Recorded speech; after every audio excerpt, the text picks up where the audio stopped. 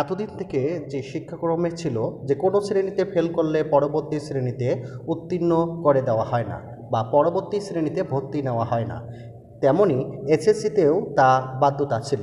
কিন্তু নতুন শিক্ষাক্রমে এই নতুন নিয়ম চালু হয়েছে। নতুন শিক্ষাক্রমে এসএসসিতে ফেল করলেও একাদশ শ্রেণীতে ভর্তির সুযোগ পাবে শিক্ষার্থীরা। দৈনিক শিক্ষা .com প্রতিবেদক, এসএসসিতে 1 বা 2 বিষয়ে ফেল করলেও একাদশ শ্রেণীতে ভর্তির সুযোগ পাবে শিক্ষার্থীরা। তবে পরের 2 বছরের মধ্যে তাকে পাবলিক মূল্যায়নের অংশ নিয়ে বিষয়গুলোতে পাশ করতে হবে। জাতীয় শিক্ষাক্রম ও পাঠ্যপুস্তক বোর্ডের এনসিটিবি জাতীয় শিক্ষাক্রম 2022 এর মূল্যায়ন কৌশল এবং বাস্তবায়ন নির্দেশনা সংক্রান্ত প্রতিবেদন এ তথ্যে জানা গেছে।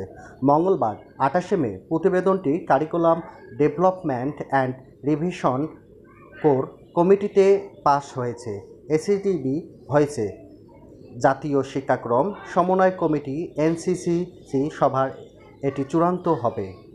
প্রতিবেদনে বলা হয়, একাদশে ভর্তি হয়েও মান উন্নয়নের জন্য 1 বা একাধিক অথবা সব বিষয়ে পুনরায় পাবলিক মূল্যায়নে এসএসসি অংশ নেওয়ার সুযোগ থাকছে।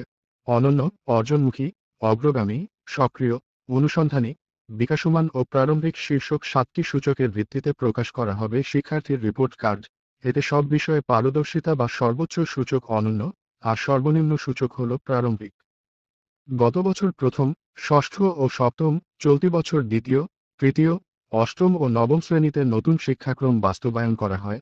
2025 খ্রিস্টাব্দে পঞ্চম ও দশম, 2026 খ্রিস্টাব্দে একাদশ এবং 2027 খ্রিস্টাব্দে দ্বাদশ শ্রেণীতে এ শিক্ষাক্রম চালু হবে।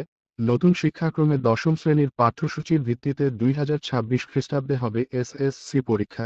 এরপর নতুন শিক্ষাক্রম অনুযায়ী একাদশ শ্রেণীতে ভর্তি হতে পারবে শিক্ষার্থীরা।